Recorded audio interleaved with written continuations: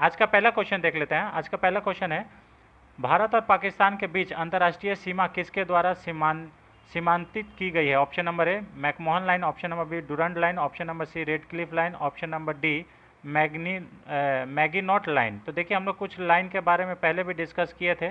तो जो भारत और पाकिस्तान है इसके बीच में रेडक्लिफ लाइन है, इसे याद कर लीजिएगा। ऑप्शन नंबर सी इसका सही आंसर है। ठीक है, देखिए अंतर्राष्ट्रीय सीमा जो है ये 1900 रेडक्लिफ लाइन जो है ये 1947 में खींचा गया था और सर सिरिल रेडक्लिफ के द्वारा ये सीमा का शुरुआत की गई थी, खींचा गया था, इसे याद कर लीजिए। और किसके बीच में है? तो ये है भारत और पाकिस्तान के बीच में। ये पाकिस्तान है और ये भारत है। तो यहाँ पे ये रेडक्लिफ लाइन जो है आपको दिख रहा होगा। चलिए क्वेश्चन नंबर 2 पे आते हैं। भारत के सुदूर पूर्व में कौन सा देश भारत के साथ सर्वाधिक लंबी अंतर्राष्ट्रीय सीमा बनाता है? तो देखिए सुदूर पूर्व में बोल रहा है, तो आप हम लोग मैप कैसे पढ़ते हैं? ऊपर में नॉर्थ, नीचे में साउथ, ठीक है, राइट हैंड साइड में ईस्ट और इधर में वेस्ट, है ना, इधर में वेस्ट। ठीक है, तो देखिए ईस्ट में पूछा है, तो सबसे ईस्ट में कौन है? तो भारत के, तो ये है बांग्लादेश। बांग्लादेश के साथ हम लोग सबसे लंबी अंतर्राष्ट्रीय सीमा साझा करते हैं। ऑप्शन नंबर बी इसका सही आंसर है, इसे याद कर लीजिएगा। ठीक है, देखिए सुदूर पूर्व में जो है ये भारत और बांग्लादेश के बीच में ये सीमा साझा होता है, जो कि लगभग 4156 किलोमीटर लंबी है, इसे याद कर लीजिएगा। ठीक है, बहुत ही ज़्यादा इम्पॉर्टेंट है। और ये पश्चिम बंगाल के साथ कितना सीमा साझा करता है? तो इकलौता पश्चिम बंगाल के साथ लगभग 2217 किलोमीटर का सीमा जो है बांग्लादेश साझा करता है। क्योंकि देखिए आपको एकदम पश्चिम बंगाल के नीचे में ही आपको बांग्लादेश दिख जाएगा, इसे भी याद कर लीजिएगा। और यहीं पे सिलीगुड़ी कॉरिडोर है, जिसे हम लोग चिकन नेक के नाम से भी जानते हैं, इसे भी याद कर लीजिएगा। ठीक है, इसी पर हमेशा चाइना का आंख रहता है कि अगर सिलीगुड़ी कॉरिडोर को हम लोग अलग कर देते हैं भारत से, तो उसका कब्जा में आने का चांसेस बढ़ जाता है, जो कि हम लोग का ये बहुत ही सेंसिटिव केस है। ठीक है, इसे याद कर लीजिएगा। ठीक है, चलिए क्वेश्चन नंबर 3 पे आते हैं। भारत एवं चीन के बीच सीमा निर्धारित करने वाली मैकमोहन रेखा निम्नलिखित में से किस प्रदेश के उत्तरी सीमा पर खींची गई है? तो देखिए आप लोग सही आंसर बताइएगा कि भारत और चीन के बीच में जो निर्धारित करने वाली मैकमोहन रेखा है वो किस प्रदेश में खींची गई है? उत्तरी मतलब सीमा पर खींची गई है। ऑप्शन नंबर है Jammu Kashmir, option number B Uttar Pradesh, option number C Himachal Pradesh, option number D Arunachal Pradesh. तो ये जो है भारत और चीन के बीच जो है अरुणाचल प्रदेश का उत्तरी सीमा पर ये मैकमोहन लाइन खींचा हुआ है। ऑप्शन नंबर डी इसका सही आंसर है। ठीक है, इसे याद कर लीजिएगा। देखिए मैकमोहन लाइन अरुणाचल प्रदेश, आपको यहाँ पे शायद में दिख भी रहा होगा, ये अरुणाचल प्रदेश है और ये है मैकमोहन लाइन, जो कि भारत और चीन के बीच ये सीमा है। इसे याद कर लीजिएगा, बहुत ज़्यादा इंपॉर्टेंट है। ठीक है, ये जो सीमा विवाद है भारत और चीन के बीच में, ये 61 साल से बना आ रहा है। 1914 में ये तय किया गया था मैकमोहन लाइन, इसे भी याद कर लीजिएगा। ठीक है, इसी को लाइन ऑफ एक्चुअल कंट्रोल भी बोला गया है, जो कि 1993 में ये मतलब ये किया गया था, इसे याद कर लीजिएगा। ठीक है, 1993 में। और भारत इसी को अपना मतलब वो सीमा रेखा भी मानता है। क्वेश्चन नंबर 4 पे आते हैं। निम्नलिखित में से किस देश के साथ भारत की अंतर्राष्ट्रीय सीमा नहीं लगती है? तो देखिए अंतर्राष्ट्रीय सीमा किस देश के साथ नहीं लगती है? ऑप्शन नंबर है पाकिस्तान के साथ तो लगती है, बांग्लादेश के साथ भी लगती है, भूटान के साथ भी लगती है। तो श्रीलंका जो है इसके साथ भारत की अंतर्राष्ट्रीय सीमा नहीं लगती। ऑप्शन नंबर डी इसका सही आंसर है, इसे याद कर लीजिएगा। Option number D. ठीक है, उसके बाद क्वेश्चन नंबर 5 पे आते हैं। निम्नलिखित में से कौन सा देश भारतीय उप महाद्वीप के अंतर्गत शामिल नहीं किया जाता है? तो देखिए भारतीय उप महाद्वीप का अंतर्गत कौन सा देश शामिल नहीं किया जाता है? वो है श्रीलंका। श्रीलंका को शामिल नहीं किया जाता है। ऑप्शन नंबर सी इसका सही आंसर है, इसे याद कर लीजिएगा। ठीक है, जब कभी भी भारतीय उपमहाद्वीप का दक्षिणी एशिया के संदर्भ में बात किया जाता है, तो इसमें कभी कभी श्रीलंका और मालदीव को सम्मिलित नहीं किया जाता है, जबकि नेपाल और तिब्बत को प्रकार अनुसार इसमें सम्मिलित किया भी जाता है और नहीं भी किया जाता है। तो इसे याद कर लीजिएगा। ठीक है, इसमें कभी कभी श्रीलंका और मालदीव को शामिल नहीं किया जाता है और कभी कभी नेपाल और तिब्बत को शामिल किया भी जाता है और नहीं भी किया जाता है, दोनों है।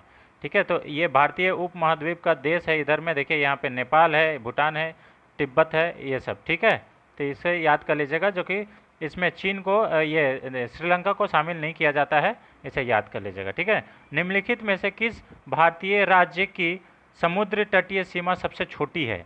तो हम लोग इससे पहले वाला वीडियो में भी पढ़े थे कि गोवा राज्य का जो समुद्री तट की सीमा है वो सबसे छोटी है, लगभग 100, कहीं पे 101 किलोमीटर लिखा हुआ है तो कहीं पे 118 किलोमीटर लिखा हुआ है, इसे याद कर लीजिएगा। लेकिन सबसे छोटी समुद्री तटीय रेखा जो है वो गोवा की है, इसे याद कर लीजिएगा। ठीक है, गोवा कितना नंबर में है? तो गोवा जो है ऑप्शन नंबर ए इसका सही आंसर है। हम शायद टिक करना भूल गए थे, ऑप्शन नंबर ए इसका सही आंसर है। ठीक है, इसे याद कर लीजिएगा, गोवा।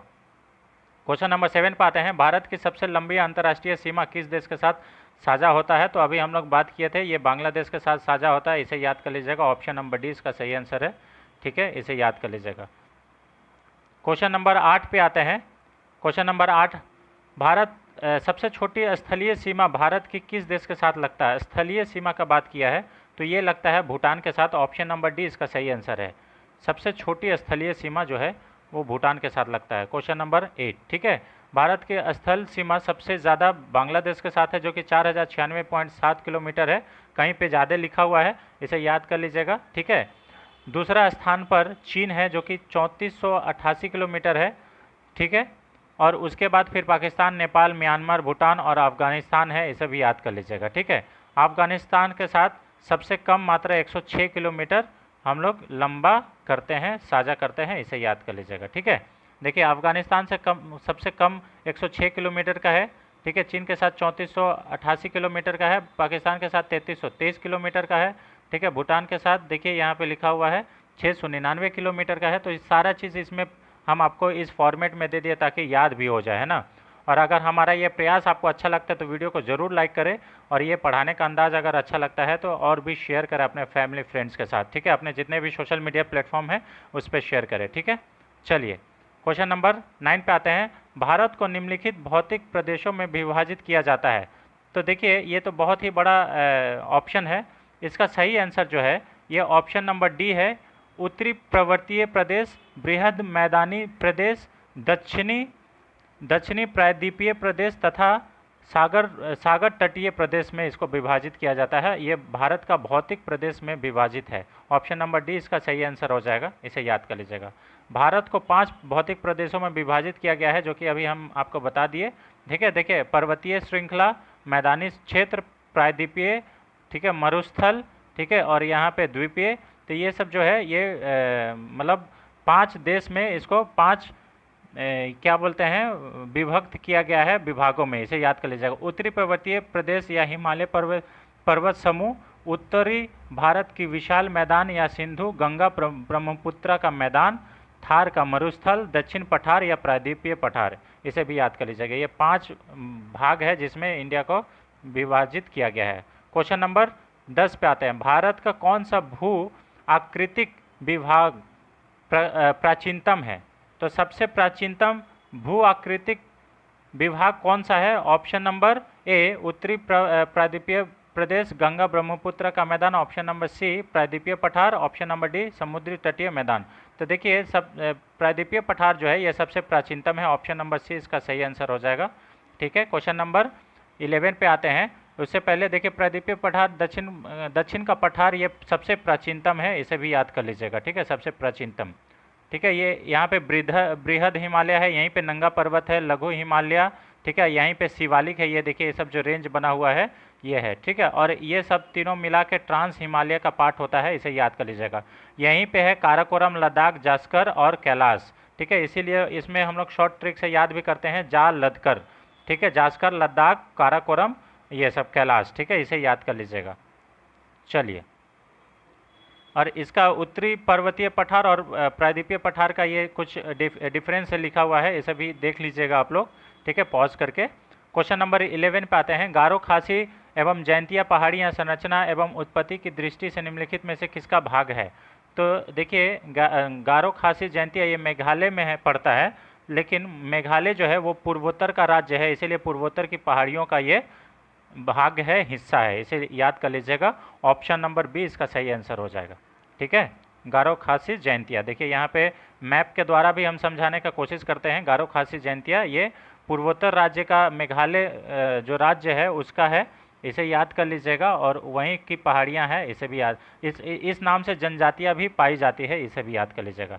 ठीक है, क्वेश्चन नंबर 12 पे आते हैं, निम्नलिखित में से कौन सा तट पश्चिमी तट का भाग नहीं है।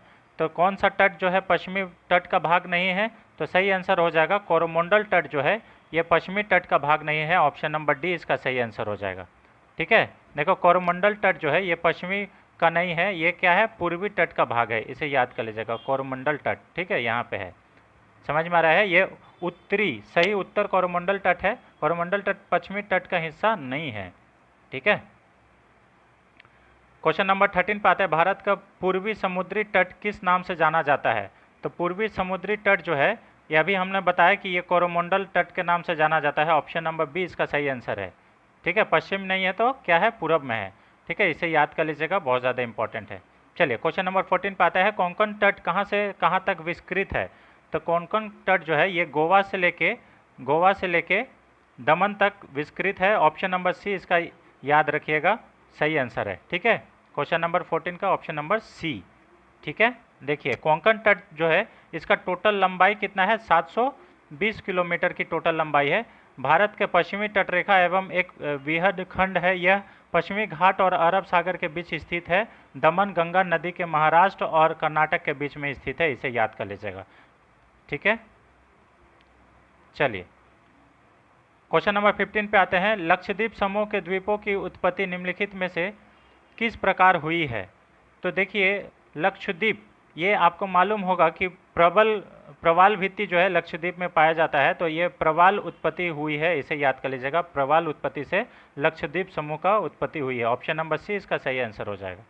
ठीक है, क्वेश्चन नंबर 16 पे आते हैं, भारतीय क्षेत्र में स्थित दो ज्वालामुखी द्वीप है। तो भारतीय क्षेत्र में स्थित दो कौन सा ज्वालामुखी स्थित है, जो एक्टिव वोल्केनो है वो है बैरन आइलैंड। बैरन आइलैंड पे बैरन और नारकोंडम जो ज्वालामुखी है ये अभी एक्टिव है भारतीय क्षेत्र में, इसे याद कर लीजिएगा। ऑप्शन नंबर सी इसका सही आंसर है। ठीक है, बैरन और नारकोंडम भारतीय क्षेत्र में स्थित दो ज्वालामुखी द्वीप है। बैरन द्वीप यह अंडमान सागर में स्थित है। इस प्रकार बैरन ज्वालामुखी द्वारा प्रयुक्त है, जो कि दक्षिण एशिया में एकमात्र पुरानी सक्रिय ज्वालामुखी है। सक्रिय ज्वालामुखी का मतलब होता है एक्टिव वोल्केनो। ठीक है, क्वेश्चन नंबर 17 पे आते हैं, न्यू मूर द्वीप कहाँ स्थित है। तो न्यू मूर द्वीप जो है, न्यू मोरे द्वीप या न्यू मूर द्वीप, ये जो है ये बंगाल की खाड़ी में स्थित है। ऑप्शन नंबर सी इसका सही आंसर है। ठीक है, बंगाल की खाड़ी में है। यहाँ देखिए न्यू मोर द्वीप का आपको फोटो भी दिखा रहा है, यहाँ पे है न्यू मोर द्वीप, बंगाल की खाड़ी में स्थित है, इसे याद कर लीजिएगा। ठीक है, और इसका जो मतलब मुहाना है वो लगभग 2 किलोमीटर है, इसे याद कर लीजिएगा, गंगा ब्रह्मपुत्र डेल्टा के तट से। ठीक है, इसे याद कर लीजिएगा। और ये कब उभर के आया था, 1970 में, इसे याद कर लीजिएगा, बहुत ज़्यादा इंपॉर्टेंट है। और इसमें भारत और बांग्लादेश के बीच में ये थोड़ा सा ये चलता है कि कौन किसका द्वीप है, इसे याद कर लीजिएगा, थोड़ा सा है। न्यू मोर द्वीप अगर बोला जाए कि किसका बीच में विवादित है तो भारत और बांग्लादेश के बीच। क्वेश्चन नंबर 18 पे आते हैं, निम्नलिखित में से कौन एक द्वीप है। तो यहाँ पे कौन एक द्वीप है, तो द्वीप मतलब देखिए यहाँ पे द्वीप जो है दमन एंड दीव जो है ये द्वीप है। ऑप्शन नंबर बी इसका सही आंसर है। ठीक है, क्वेश्चन नंबर 19 पे आते हैं, स्वतंत्रता से पूर्व कौन सा भारतीय क्षेत्र काला पानी के नाम से जाना जाता है। तो ये काला पानी आपको मालूम होगा कि अंडमान एंड निकोबार का सेलुलर जेल जहाँ पे काला पानी का सज़ा दिया जाता है, तो ये अंडमान एंड निकोबार द्वीप समूह जो है इसका सही आंसर हो जाएगा। ऑप्शन नंबर बी इसका सही आंसर हो जाएगा। ठीक है, काला पानी का यही सेलुलर जेल भी है, इसे याद कर लीजिएगा। ठीक है, क्वेश्चन नंबर 20 पे आते हैं, आज का लास्ट क्वेश्चन फ्रेंड्स, लक्षद्वीप समूह स्थित है। तो लक्षद्वीप समूह जो है ये कहाँ पे स्थित है। ऑप्शन नंबर ए अरब सागर, ऑप्शन नंबर बी बंगाल की खाड़ी, ऑप्शन नंबर सी हिंद महासागर, ऑप्शन नंबर डी इनमें से कोई नहीं।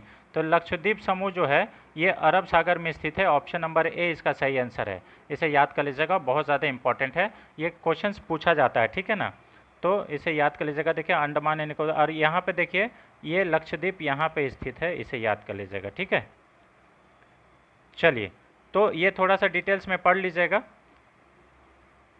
तो ये रहा फ्रेंड्स। अच्छा, इस पे एक क्वेश्चंस भी है जो कि सॉल्व करके आप हमें, ये यूपीएससी का क्वेश्चन है जो कि आप हमें बताइएगा कमेंट बॉक्स में कि इसका कौन सा सही आंसर होगा और क्यों होगा। लक्षद्वीप के संदर्भ में निम्नलिखित कथनों पर विचार कीजिए। लक्षद्वीप भारत का सबसे छोटा केंद्र शासित प्रदेश है। लक्षद्वीप के अंतर्गत कुल 5 उप द्वीप समूह शामिल है। मिनिकोय द्वीप लक्षद्वीप समूह के सभी द्वीपों में सबसे बड़ा तथा 9 डिग्री चैनल के उत्तर में स्थित है। इसे याद कर लीजिएगा, कौन कौन सा ऑप्शन है ये हमको बताइएगा, ठीक है। तो चलिए, ये रहा फ्रेंड्स आज का 20 अति महत्वपूर्ण प्रश्न जो कि ज्योग्राफी के पॉइंट ऑफ व्यू से किसी भी एग्जाम में पूछा जा सकता है। और इसे हल्के में ना ले, क्योंकि इसी प्रकार का क्वेश्चंस जो है हम लोग को ओवर थॉट्स के वजह से, ओवर कॉन्फिडेंट की वजह से एग्ज़ाम में गलती करने को मिलता है, ठीक है। तो चलिए, हमारा वीडियो को प्यार दीजिएगा और ज़्यादा से ज़्यादा शेयर कीजिएगा, और चैनल पर नए हैं तो चैनल को ज़रूर सब्सक्राइब कीजिएगा। Thanks for watching, thank you so much. मिलते हैं नेक्स्ट वीडियो में, तब तक के लिए जय हिंद, जय भारत।